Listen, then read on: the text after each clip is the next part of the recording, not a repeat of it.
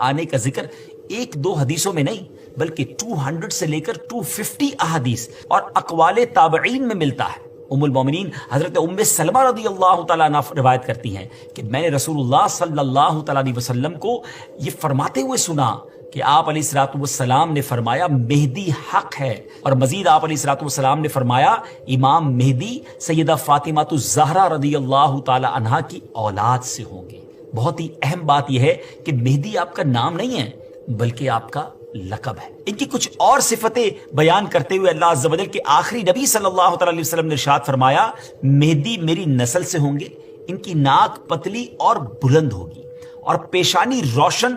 اور نورانی ہوگی، اور ان کا رنگ جو ہے وہ عربیوں جیسا ہوگا، ان کے دائیں رخسار پر تل ہوگا اور آپ کی سیرت حضور علیہ الصلوۃ والسلام جیسی ہوگی۔ امام مہدی کے ظاہر ہونے سے پہلے دریائے فرات پہاڑ کی طرف سے پھٹ پڑے گا ہوگی۔ امام مہدی کے ظاہر ہونے سے پہلے دریائے فرات پہاڑ کی طرف سے پھٹ پڑے گا اور اس میں سے موجود سونا ظاہر ہونے لگے گا۔ ان کے آنے سے پہلے رمضان شریف کی پہلی تاریخ کو چاند گہن ہوگا اور اسی دن سیم ڈے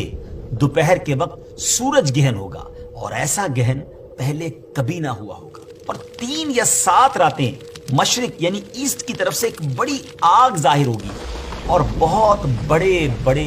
زلزلے ارتھ کویک بھی آئیں گے۔ امام مہدی کے آنے سے پہلے قسطنطنیہ شہر، جی ہاں جس کو آج ہم استنبول کہتے ہیں، ایک بار پھر غیر مسلموں کے ہاتھ میں چلا جائے گا۔ تو جب مکہ پاک میں تمام لوگ امام مہدی کے ہاتھ پر بیعت کر لیں گے تو پھر وہ وقت آئے گا کہ ایک بار پھر قسطنطنیہ، ایک بار پھر استنبول جو ہے مسلمانوں کو مل جائے گا۔ اور ابھی یہ معاملہ چل ہی رہا ہوگا کہ اتنے میں شور مچ جائے گا، آواز آئے گی کہ دجال آ گیا، دجال آ گیا، اور پھر امام سب لوگوں کو لے کر ملک شام چلے جائیں گے۔ لیکن جب وہ وہاں پہنچیں گے تو پتا چلے گا کہ یہ آواز شیطان کی تھی اور اس نے جھوٹ بولا تھا۔ لیکن امام مہدی کے شام پہنچنے کے بعد واقعی پھر دجال نکل آئے گا، اور پھر امام مہدی اپنے لشکر کو لے کر وہیں محصور ہو جائیں گے، اور اتنے میں دجال پوری دنیا گھوم لے گا۔ رسول اللہ صلی اللہ علیہ وسلم نے فرمایا کہ دین کے کمزور ہو جانے کی حالت میں دجال نکلے گا، اور دجال سے متعلق تفصیلات بیان کرنے کے بعد آپ علیہ الصلوۃ والسلام نے فرمایا اس کے بعد عیسیٰ بن مریم علیہ الصلوۃ والسلام